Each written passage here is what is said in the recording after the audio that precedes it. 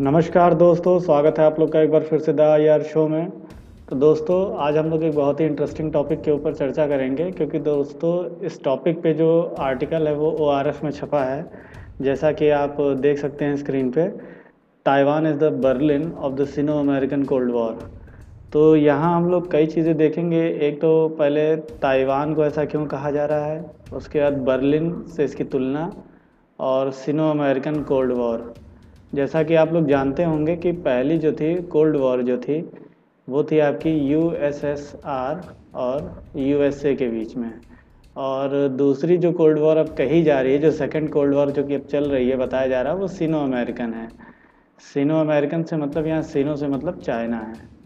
तो चाइना और अमेरिका के बीच में इस समय जो है वो कोल्ड वॉर चल रही है। और कोल्ड वॉर का मतलब अगर जिन लोगों को नहीं मालूम है तो उनको मैं बता दूं कि कोल्ड वॉर का मतलब ये होता है कि जिसमें कोई डायरेक्ट इन्वॉल्वमेंट नहीं होती है, और आप अपने एनिमी को जो है वो इनडायरेक्ट जो रिसोर्सेज होते हैं उनके थ्रू जो है आप उनको हार्म पहुंचाते हैं।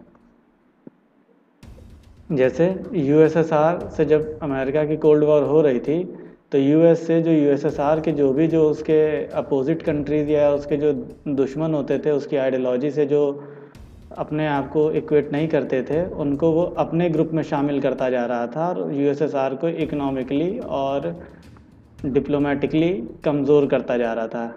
जिसके कारण बाद में आप लोग जानते हैं कि 1990s में जो है वो यूएसएसआर का, अर्ली 90s में जो है वो यूएसएसआर का डिसइंटीग्रेशन हो गया।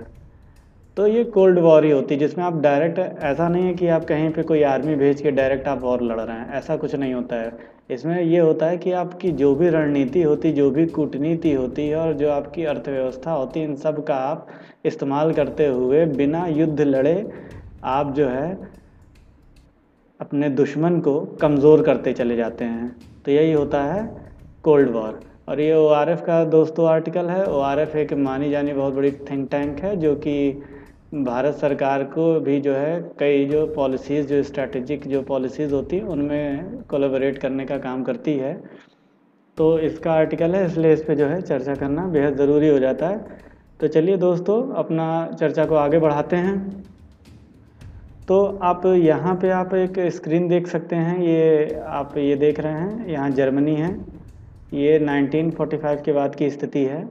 यहाँ आप देख रहे हैं, ये वेस्ट जर्मनी है, ये ईस्ट जर्मनी है। दोस्तों, जब क्या हुआ कि 1945 के बाद जब यूएसएसआर ने जब पीछे हटने से मना कर दिया, मतलब पीछे हटने से मतलब ये उसने जर्मनी का जो ईस्ट का जो हिस्सा था जो उसके कैप्चर में था, वो उसने जब हटने से वहाँ से मना कर दिया, तो जो आपकी जो वेस्टर्न नेशंस हैं, यानी कि जो यूरोप और जो अमेरिका है, उन्होंने फिर वेस्ट के एरिए को जो है छोड़ने से मना कर दिया, क्योंकि उनको ये लगा कि अगर इसको हम लोग एकदम अकेला छोड़ देंगे तो यहाँ पे जो यूएसएसआर की जो कम्युनिस्ट आइडियोलॉजी है वो यहाँ पे फैलती चली जाएगी। तो इसी की वजह से जो है ये जर्मनी के दो हिस्से हो गए थे, एक वेस्ट जर्मनी, एक ईस्ट जर्मनी। और जब वेस्ट जर्मनी ईस्ट जर्मनी एविक्टन हो गया, तो उसके बाद जो इनकी जो उस समय कैपिटल थी बर्लिन, तो इसके भी जो है वो दो हिस्से कर दिए गए। एक आपका हो गया ईस्ट और एक हो गया वेस्ट। तो यहाँ आप देख सकते हैं, ये मैप में आपको ज़्यादा अच्छे से क्लियर होगा। ये देखिए बर्लिन का एरिया है, और इसको जो है ईस्ट बर्लिन में, जहाँ पे सोवियत सेक्टर आप देख रहे हैं, और ये आपका ब्रिटिश सेक्टर आप देख रहे हैं। तो ये आप देख सकते हैं, नीचे फ्रेंच सेक्टर भी है और यहाँ अमेरिकन भी है। तो इस तरीके से आपका जो वेस्ट वाला जो है बर्लिन का जो एरिया है, ये आपका हो गया वेस्ट बर्लिन, और ये जो आपका ईस्ट वाला देख रहे हैं आपका ईस्ट बर्लिन। तो इसके बीच में क्या हुआ कि 1948 में ये ईस्ट बर्लिन और वेस्ट बर्लिन बना। तो यहाँ जो है ये कम्युनिस्ट आइडियोलॉजी चल रही थी, क्योंकि यूएसएसआर का इफेक्ट था, जबकि वेस्ट में जो है वो वेस्टर्न नेशंस का इफेक्ट था। तो कैपिटलिस्ट आइडियोलॉजी और कैपिटलिस्ट अप्रोच था। तो इसलिए जो है यहाँ पे मार्केट ज़्यादा ओपन थी, चीज़ें ज़्यादा लिबरल थी। तो इसलिए इस पोर्शन का जो इकोनॉमिक जो डेवलपमेंट था वो बहुत तेज़ी से हुआ। तो जब इकोनॉमिक डेवलपमेंट तेज़ी से हुआ, तो इसके बाद क्या हुआ कि वेस्ट जो था वो धीरे धीरे प्रॉस्परस होता गया, उसकी जो है सुख समृद्धि जो है वो बढ़ती गई। साथ ही साथ जो आपका ईस्ट जो आपका बर्लिन था, वहाँ पे यूएसएसआर की पॉलिसीज़ की वजह से धीरे धीरे वहाँ पे जो है वो ग्रोथ जो थी वो डाउन होती गई। तो इसकी वजह से क्या हुआ कि जो पलायन शुरू हो गया, माइग्रेशन शुरू हो गया फ्रॉम ईस्ट टू वेस्ट। तो ईस्ट टू वेस्ट जब माइग्रेशन शुरू हो गया तो उसके बाद क्या हुआ कि उस समय के जो आपके यूएसएसआर के जो राष्ट्रपति थे निकिता करके, उन्होंने 1961 में क्या किया कि इसके बीच में एक वॉल खड़ी कर दी ताकि लोगों का जो मास जो माइग्रेशन है वो ना हो। तो अब इसकी वजह से जो वॉल खड़ी हुई उसी को कहते हैं बर्लिन वॉल। और बर्लिन इसीलिए सोवियत और यूएसए के बीच में बहुत ही इंपॉर्टेंट मुद्दा बन के हमेशा रहा, क्योंकि इकोनॉमिकली, आइडियोलॉजिकली, स्ट्रेटेजिकली, तो इन सब पॉइंट्स की वजह से बर्लिन हमेशा से जो है वो सोवियत के बीच में और आपका जो यूएसए है इनके बीच में हमेशा एक वॉर का और जो डिफरेंस है उनका जो है एक मुद्दा बना रहा।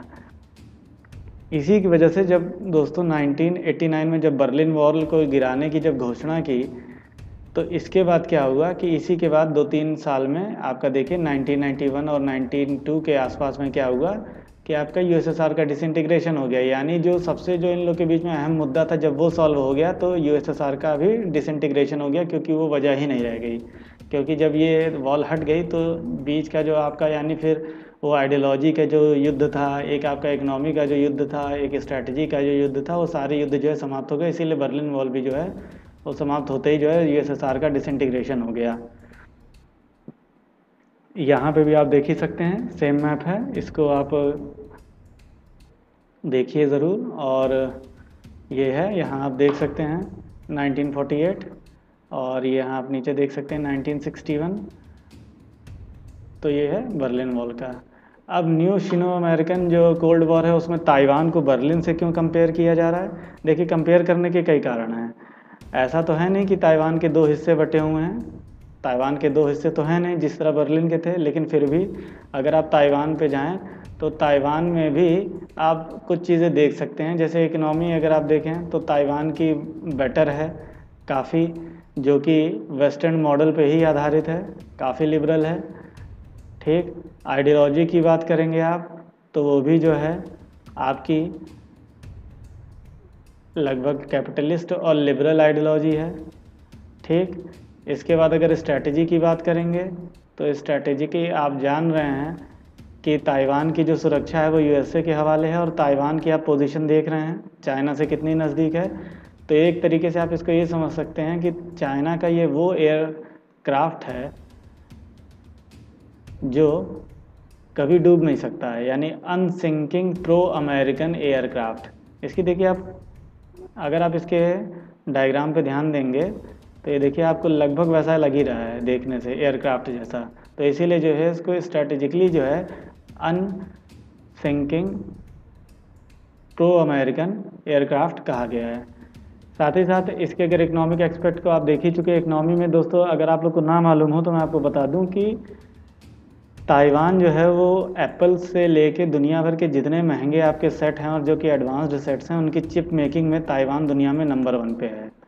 यहाँ तक कि इन्हीं के बनाए हुए जो चिप हैं वो चाइना में एक्सपोर्ट होते हैं और उसके बाद चाइना उनको असेंबल करके अपने मोबाइल्स की सारी मैन्युफैक्चरिंग तो खुद करता है, लेकिन चिप मेकिंग में अभी भी ताइवान को हराने वाला कोई नहीं है। तो इस तरीके से आप इसकी इम्पोर्टेंस समझ सकते हैं। तो स्ट्रैटेजिक हो गई, उसके बाद आइडियोलॉजिकल हो गई और इकोनॉमिकल हो गई, और बेसिकली आप ये भी जान ही रहे हैं कि ये अपने आप को डेमोक्रेसी के रास्ते पर चलाते हैं, जो कि सीधा सीधा चैलेंज है किसको? चाइना को।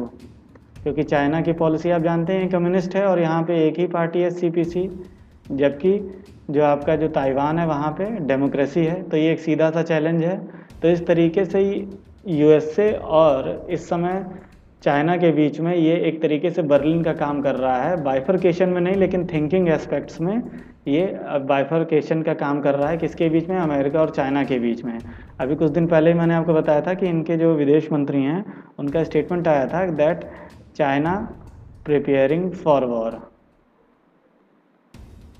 ठीक है, किस लिए? ताकि वो क्या करे, ताइवान को अपने कब्जे में लेने के लिए चाइना जो है वो प्रिपेयर कर रहा है। जिसके बाद जो है यूएसए ने भी एश्योरेंस दी है ताइवान को। तो एक तरीके से आप ये देख रहे हैं कि ये दोनों के बीच में कुछ उसी तरीके से डिस्प्यूट का काम कर रहा है जिस तरीके से यूएसए और यूएसएसआर के बीच में जो है वो बर्लिन काम कर रहा था। उसी तरीके से ताइवान भी जो है इस समय यूएसए और चाइना के बीच में जो है कर रहा है। और आपको मालूम होगा कि शी जिनपिंग बहुत समय से जो है इस प्रयास में है कि वो ताइवान को जो है वो जल्दी अपने में कर लें। और माना जा रहा है कि शी जिनपिंग का प्लान है कि वो 2022 से पहले इसको अपने में मिलाना चाहते हैं वन चाइना पॉलिसी के तहत। तो दोस्तों ये देखिए, ये एक तरीके से बर्लिन का, तो अब इससे तो आपको पता ही चल गया कि एक तरीके से अब ये बर्लिन का ही काम ताइवान कर रहा है। रीजंस इसके हम लोग बात कर ही चुके हैं। पॉलिटिकली चाइना का जो पॉलिटिकल स्ट्रक्चर है उससे अलग ही है। ये मैंने आपको बताया, चाइना डेमोक्रेटिक है, ये आपकी कम्युनिस्ट है, सीपीसी एक ही पार्टी है वहाँ पे। ठीक, स्ट्रैटेजिकली मैंने आपको बता ही दिया, unsinkable pro American aircraft beside China. China के बगल में ही जैसे लगता है कोई अमेरिका का एयरक्राफ्ट ही है जो कि परमानेंट वहाँ बैठा हुआ है। इकोनॉमिकली मैंने बता दिया, चिप मैन्युफैक्चरिंग में इनका अभी कोई सानी नहीं हुआ है। आइडियोलॉजिकली मैंने बता दिया, प्रो डेमोक्रेटिक है और लिबरल है, जबकि चाइना आपका कम्युनिस्ट आइडियोलॉजी है और जिसको आप ये कह सकते हैं माओ से तुंग की जो आइडियोलॉजी है उससे प्रभावित है। तो दोस्तों आशा करता हूँ आप लोग को ये मेरा जो लेक्चर था ये आपको पसंद आया होगा। और प्लीज़ अगर आप लोग को वीडियो अच्छा लगा हो तो प्लीज़ इसको लाइक करें, चैनल को सब्सक्राइब करिए और बेल आइकन को प्रेस करिए ताकि आप लोग को फ्यूचर नोटिफिकेशंस में